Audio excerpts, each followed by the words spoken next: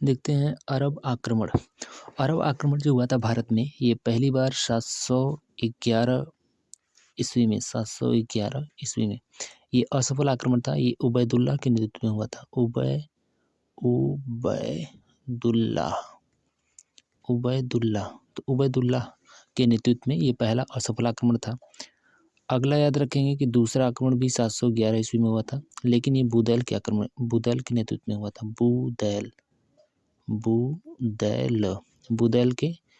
बुदैल के नेतृत्व में ये दूसरा आक्रमण हुआ था। ये भी असफल था। भारत में अरबों के द्वारा जो सफल आक्रमण किया गया था वो 712 ईस्वी में मोहम्मद बिन कासिम के नेतृत्व में किया गया था। मोहम्मद बिन कासिम ने भारत में सफल अभियान अपना किया था 712 ईस्वी में। तो ये इसमें याद रखेंगे। कहाँ किया था? तो ये सिंध पे किया था। इस समय सिंध के राजा जो थे वो दाहिर थे। राजा दाहिर। सबसे पहला जो इसका अभियान था मोहम्मद बिन कासिम का, ये सिंध में एक जगह यहाँ पे देवल, ये पहला अभियान था देवल। तो याद रखेंगे, क्वेश्चन पूछा हुआ है कि देवल जो है वो एक बंदरगाह था कि नहीं, तो बंदरगाह है। सबसे पहला अभियान मोहम्मद बिन कासिम ने यहीं पर किया था और इसको अपने अधीन में ले लिया था। ये इसमें याद रखेंगे। अगला याद रखेंगे कि इसका जो दूसरा अभियान था वो नीरून अभियान था। नीरून में देखेंगे तो भाई साहब ये बौद्ध धर्म के लिए प्रसिद्ध था और बौद्ध धर्म जो थे वो बहुत ही शांति प्रिय लोग होते हैं। तो यहाँ पर भी उसने अभियान किया और बहुत आसानी से अपने अधीन में ले लिया। किसको? नीरून को। नीरून याद रखेंगे। इसका जो तीसरा अभियान था वो सेहबन के लिए था। सेहबन में जो शासन था वो माझरा का था। ये चचेरा भाई है राजा दाहिर का। माझरा भी ये देखेंगे उतना योग्य शासक नहीं था। ये भी अधीनता स्वीकार कर लिया। किसका? मोहम्मद बिन कासिम का। ये इसमें याद रखें, ये भी हार गया। अगला जो आक्रमण था इसका मोहम्मद बिन कासिम का वो रावर के लिए था। रावर के लिए याद रखेंगे, ये रावर के लिए था। रावर में देखेंगे यहाँ पे भीषण लड़ाई हुआ था रावर में 20 जून 712 ईस्वी में। 712 ईस्वी में इसके बीच में? तो कासिम के बीच में और राजा दाहिर के बीच में। कासिम और दाहिर के बीच में हुआ। इस युद्ध में जीत गया कासिम। दाहिर इसमें हार गया और उसमें मारा गया। इसकी जो पत्नी थी राजा दाहिर की, उसका नाम था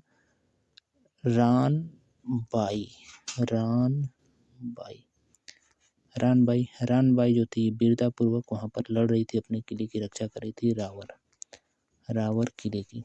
लेकिन अंततः ये भी इनको लगा कि ये हारने वाली हैं, तो इन्होंने जौहर प्रथा द्वारा अपना सम्मान बचा लिया। किससे? तो कासिम से। ये इसमें याद रखेंगे। अगला जो इसका आक्रमण था वो ब्राह्मणाबाद के लिए था।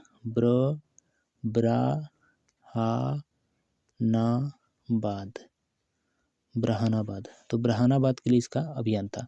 ब्राह्मणाबाद में यहाँ पर दाहिर का एक पुत्र था जिसका नाम था जय सिंह, वो शासन कर रहा था यहाँ पे। जय सिंह तो जय सिंह के साथ यहाँ पर भी लड़ाई हुआ। किसका? कासिम का। लेकिन इसमें भी हार गया जय सिंह और युद्ध छोड़कर भाग गया। तो इसमें ये याद रखेंगे ब्राह्मणाबाद अभियान। इसमें देखेंगे जो राजा दाहिर थे उनकी दूसरी विधवा पत्नी थी, उनका नाम था लाड देवी और इनकी पुत्री थी सूर्या देवी और एक का नाम था परमल देवी। ये लोगों को बंदी बना करके ले जाया गया खलीफा के पास दमिश्क में। तो ये इसमें याद रखेंगे। अगला याद रखेंगे, इसका अगला अभियान जो था वो आरोर के लिए था। आरोर जो सिंध की राजधानी थी, इसे हम लोग अलोर भी कहते हैं। अलोर, तो ये याद रखेंगे। आरोर या अलोर ये किसकी राजधानी थी? तो ये सिंध की राजधानी थी। यहाँ पर भी इसने अभियान किया अपना और इसको भी अपने अधीन में ले लिया कासिम ने। अगला देखते हैं, इसका जो लास्ट जो इसका अभियान था वो मुल्तान के पास था। मुल्तान तो मुल्तान यहीं मिलेगा मुल्तान आपको। तो मुल्तान के लिए इसका लास्ट अभियान था। ये 713 ईस्वी में इसका अभियान था। 713 ईस्वी में मुल्तान के लिए अपना आखिरी अभियान किया और कहा जाता है कि इसने कई सारा यहाँ पे बहुत ज़्यादा सोना वगैरह इसने यहाँ पे पाया, जिस कारण इसे मुल्तान को स्वर्ण नगरी कहा जाने लगा। ये इसमें याद रखेंगे। अब समझते हैं कि मोहम्मद बिन कासिम जो था, भारत के लगभग इस साइड का जो एरिया था, पश्चिम उत्तरी साइड का, यानी सिंध वगैरह का, लाहौर वगैरह तो नहीं, ये मुल्तान वगैरह, यहाँ तक विजय कर लिया था बेहतरीन। इसने भारत में विशेष प्रकार का कर लगाया जो गैर मुस्लिमों के लिए था। गैर मुस्लिम तो गैर मुस्लिमों के लिए कर लगाया। उस कर का नाम था जजिया कर। जजिया कर में देखेंगे तो 5 लोगों को छूट दिया था। इसने बूढ़ों को क्या दिया था, यानी जितने भी बूढ़े लोग हैं उनको छूट दिया था, इस टैक्स से कहा था उनको नहीं देना है। दूसरा, बच्चे जितने लोग थे, बच्चे लोग, तो इनको भी क्या किया गया था, छूट दिया गया था। तीसरा देखेंगे तो महिलाओं को भी इसने छूट दिया था। महिलाओं को भी इस टैक्स से छूट दिया गया था। अगला याद रखेंगे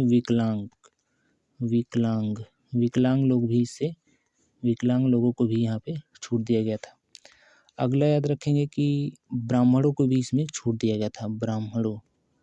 ब्राह्मणों को भी इसमें छूट था। तो ये 5 लोगों को इस टैक्स से छूट दिया गया था। ये जो टैक्स था ये सुरक्षात्मक कर था। सुरक्षात्मक यानी आपकी सुरक्षा करेंगे, इसलिए हम हमको टैक्स दीजिए। तो ये इसमें याद रखेंगे, सुरक्षात्मक कर। क्वेश्चन आएगा कि भारत में जो मध्यकालीन में देखें, यानी अरबों का जब आक्रमण हुआ था, तो इस समय जजिया कर कौन लगाया था, यानी पहला मुस्लिम आक्रमणकारी बताइए जिसने जजिया कर लगाया, तो बताएंगे मोहम्मद बिन कासिम। ये इसमें याद रखेंगे। अब देखते हैं इसमें कि अरब जो थे यहाँ पे आए थे तो बसे थे भारत में, तो भारत से कुछ सीखे होंगे और भारत के लोग भी कुछ अरबों से सीखे होंगे। तो याद रखेंगे भारत ने अरबों से क्या सीखा, यानी भारत ने अरब से क्या सीखा। अरब, इसके बारे में देखते हैं। तो भारत ने अरबों से कागज बनाना ये सीखा, कागज बनाना। दूसरा, सूत काटना, यानी चरखा से जो सूत काटा जाता है, सूत काटना ये सब सीखा किससे, अरब से। और कपड़े वगैरह, कमीज वगैरह बनाना ये भी अरबों के द्वारा सीखा। तो ये प्रमुख याद रखेंगे। अगले याद रखेंगे कि अरबों ने भारतीयों से क्या सीखा, तो इसने क्या सीखा, अरबी संख्या, यानी हिंदी संख्या जो था उसे अरबी संख्या में चेंज करना सीखा। अगला याद रखेंगे कि ज्योतिष भी इन्होंने भारत से सीखा था। ज्योतिष के अलावा गणित, शतरंज खेल, तो ये सब प्रमुख जो थे ये सब सीखे थे अरब लोग भारतीयों से। अगली वीडियो में बात करेंगे। अब आपको कुछ क्वेश्चन दिया जाएगा, उसको आपको सॉल्व करके बताना है।